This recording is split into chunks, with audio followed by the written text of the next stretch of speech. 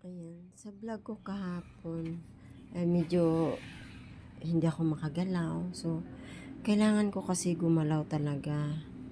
Ayan, nagluto ako ng kumakain ako dyan. Start na tayo kumain kasi luto ng ating ulam. Ayan, kailangan ko kumain pero totally wala akong gana kumain pero pinilit ko lang. Ayoko nang kasi yung finding ng doktor sa akin ay yung ano ko, yung likod ko nagdikit-dikit yung ugat. So yun, hindi ako masyado, so kailangan ko igalaw ang katawan ko kaya yan. Mahirap, masakit sa likod pero kailangan mo.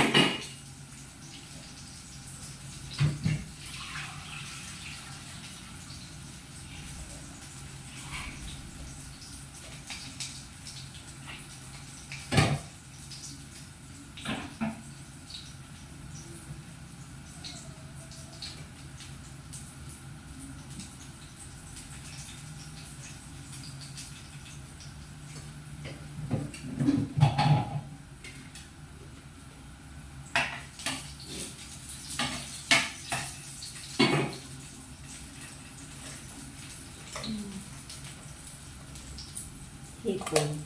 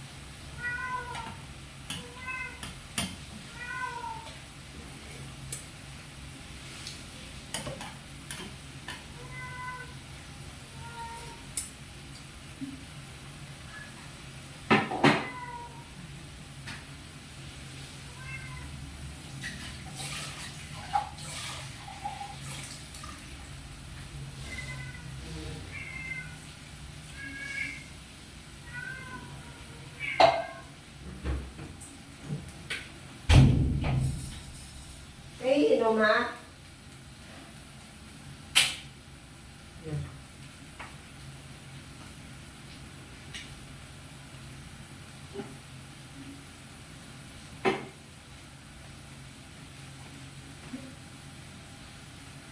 Ayan.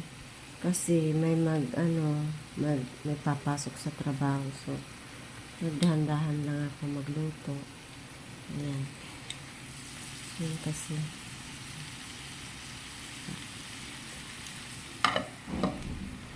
Ito ang sa akin, sinabaw. Kasi ayoko na mayroong mantika.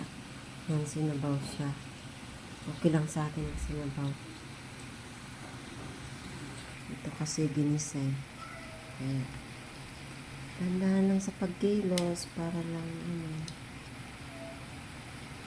mahirap naman kasi pag hindi tayo kumilos.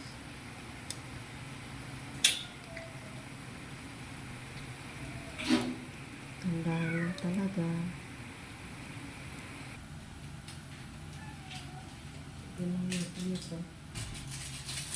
Kunti.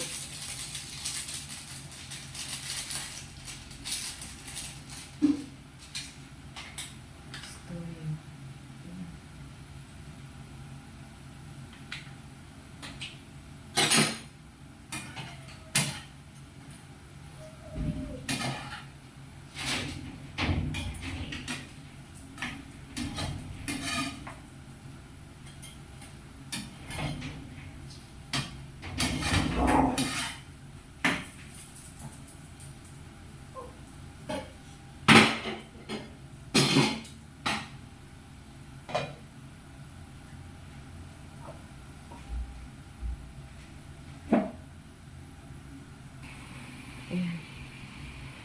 Malapit na siya maluto. Diba? Ayan, kasi bawal ako sa mga mantika. Ayan. Niluto ako ng sinabaw lang. Masarap naman siya kahit sinabaw lang.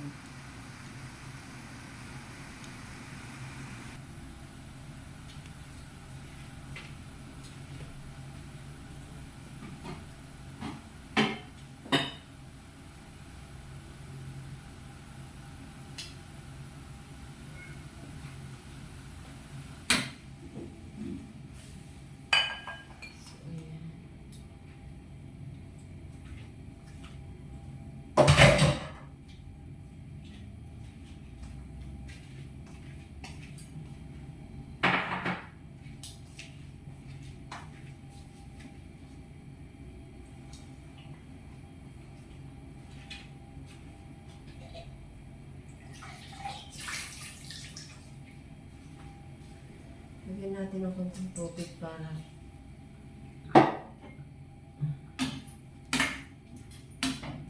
bango.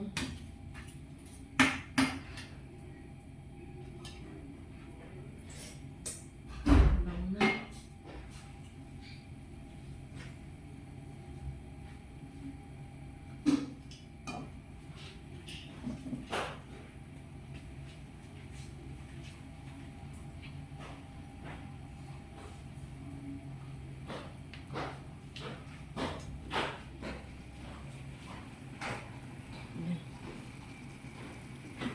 Diba?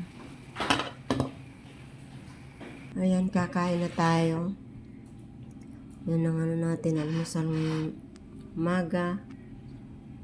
Kasi para lumakas ulit tayo. Ayan. Kanin. Ayan, ang kanin natin ngayon.